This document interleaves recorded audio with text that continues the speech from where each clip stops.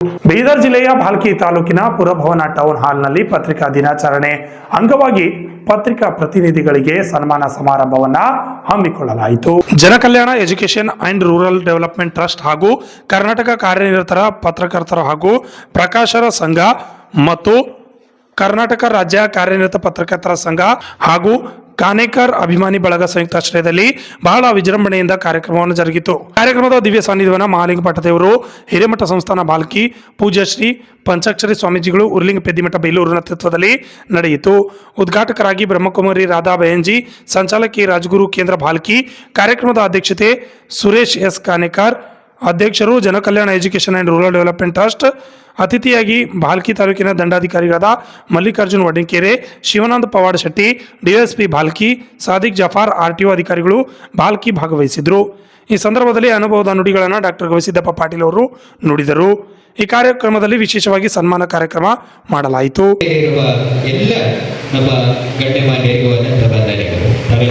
ನೇತೃತ್ವವನ್ನು ವಹಿಸಿದಂಥ ಪೂಜ್ಯ ಪಂಚಾಕ್ಷರಿ ಸ್ವಾಮೀಜಿಗಳೇ ಹಾಗೂ ಈ ಸಭೆಯ ಉದ್ಘಾಟಕರಾಗಿ ಆಗಿಸಿದಂಥ ಬ್ರಹ್ಮಕುಮಾರಿ ರಾಧಾ ಬೈಂಜಿಯವರೇ ಹಾಗೂ ಜುಲೈ 1ನೇ ತಾರೀಕು, ಯಾಕಂದ್ರೆ ಆ ನಿರ್ಧಾರ ನಾನು 7ನೇ ತಾರೀಕು ಮಾಡಬೇಕಂತ ನಾನು ನಿರ್ಧಾರ ಮಾಡಿದ್ದೆ. ಯಾಕಂದ್ರೆ ಡಿಲೇ ಆಯ್ತಂತ ಆ ವಿಷಯ ನಾನು ಹೇಳಲಿಕ್ಕೆ ಬಯಸ್ತೇನೆ. ಯಾಕಂದ್ರೆ ದಿನಾಂಕ 1ರಂದು ವೈದ್ಯರ ದಿನಾಚರಣೆ ಅಂಗವಾಗಿ ನಾನು ಮೇಡಮ್ ಜೊತೆ ಬೆಂಗಳೂರಿನಲ್ಲಿ 3 ದಿವಸ ಉಳ್ಕೊಂಡಿವಿ.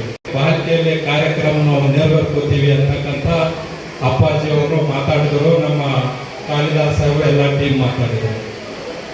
ಬಟ್ ಅಲ್ಲಿ ಗುಲ್ಬರ್ಗಾ ಜಿಲ್ಲೆಯ ಜನ ನಮ್ಮ ಗೌಡರು ಎಲ್ಲ ಸೇರಿಕೊಂಡು ನಾವು ಗುಲ್ಬರ್ಗಾನಲ್ಲೇ 7ನೇ ತಾರೀಕು ಇಟ್ಕೊಳ್ತೀವಿ ಸರ್ ಅಂತಕ್ಕಂಥ ನಾನು ಗಂಧಲ್ನಲ್ಲಿ ಆದೆ. ಅದಕ್ಕೆ ಅವ್ರ ಡಿಪಾರ್ಟ್ಮೆಂಟ್ದವ್ರನ್ನು 7ನೇ ತಾರೀಕೆ ಮಾಡ್ತೀವಿ ಸರ್ ಅಂದಾಗ ಸುಮಾರು 700 ಜನ ಸೇರಿಕೊಂಡು ಮೇಡಮನ್ನು ಅತಿ ಗೌರವದಿಂದ ಜಿಲ್ಲೆಯಲ್ಲಿ ಸನ್ಮಾನ ಸಮಾರಂಭ ಮಾಡಿದ್ರು. ಅದಕ್ಕೋಸ್ಕರ ನನ್ನ ಸ್ವಕ್ಷೇತ್ರದಲ್ಲಿ ಮಾಡ್ಬೇಕಂತ ನನ್ನ ಆಸೆ ಇತ್ತು. ಯಾಕಂದ್ರೆ ಯಾವಾಗಲೂ ನಾವು ಹುಟ್ಟಿದ ಊರಿಗೆ ಮರಿಬಾರ್ದು ಫಸ್ಟ್.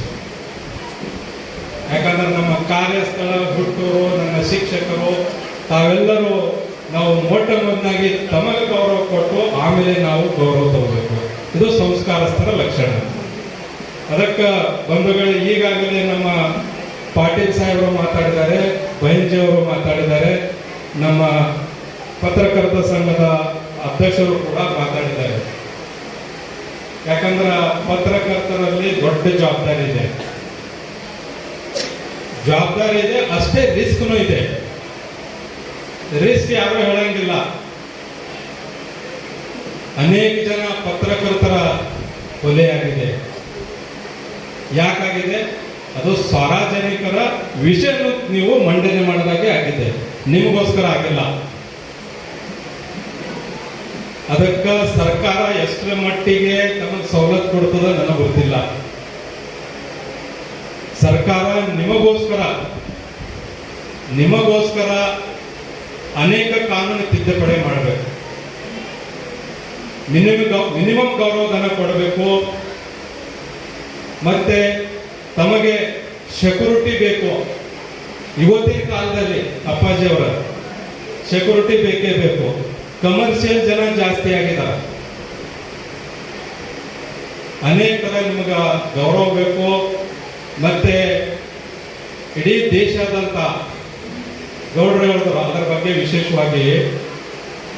ಇವತ್ತು ಏನೇ ನಡೀಲಿ, ಡೆಲ್ಲಿಯಲ್ಲಿ, ಬೆಂಗಳೂರಿನಲ್ಲಿ, ಭಾರತೀಯಲ್ಲಿ ಏನೇ ನಡೀಲಿ, ಅದಕ್ಕೆ 4ನೇ ಕಣ್ಣು ನೀವೇದ್ರೆ ಬೇರೆ ಯಾವ ಕಣ್ಣಿಲ್ಲ. ಯಾಕಂದ್ರೆ ಆಗಿನ ಕಾಲದಲ್ಲಿ ಸಂವಿಧಾನ ರಚನೆಯಲ್ಲಿ ಬಾಬಾ ಸಾಹೇಬರು ಖುದ್ದು ಹೇಳಿದ್ರು, ಕಾರ್ಯಾಂಗ, ನ್ಯಾಯಾಂಗ, ಲಾಸ್ಟಿಕ್ ಪತ್ರಿಕಾಂಗ. ಖುದ್ದು ಬಾಬಾ ಸಾಹೇಬ್ ಅಂಬೇಡ್ಕರ್ ಒಂದು ಪತ್ರಿಕೆಯನ್ನು ಪ್ರಾರಂಭ ಮಾಡ್ತಾರೆ.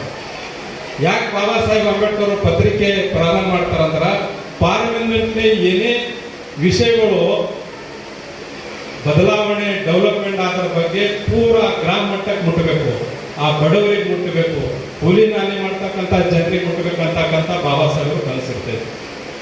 अपने लेखनी से समाज को कुछ न्याय देने का काम करने का से जो कोई तरीका होता है वो पत्रकारों का होता है।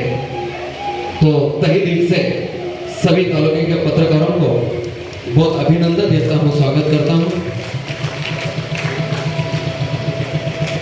ಅವರು ಡಾಕ್ಟರ್ ಸಂಧ್ಯಾ ಎಸ್ ಕಾಲೇಕರ್ ಅವರಿಗೆ, ಕರ್ನಾಟಕ ರಾಜ್ಯ ಶ್ರೇಷ್ಠ ವೈದ್ಯ ಪ್ರಶಸ್ತಿ ಪುರಸ್ಕೃತರಿಗೆ, ಜೊತೆಗೆ ನಮ್ಮ ಕಾರ್ಯಕ್ರಮದ ಅಧ್ಯಕ್ಷತೆಯನ್ನು ವಹಿಸಿರುವ ಜನಕಲ್ಯಾಣ ಎಜುಕೇಶನ್ ಅಂಡ್ ರೂರಲ್ ಡೆವಲಪ್ಮೆಂಟ್ ಅಧ್ಯಕ್ಷ 22 ವರ್ಷಗಳಿಂದ ಕರ್ತವ್ಯ ನಿರ್ವಹಿಸುತ್ತಿದ್ದಾರೆ.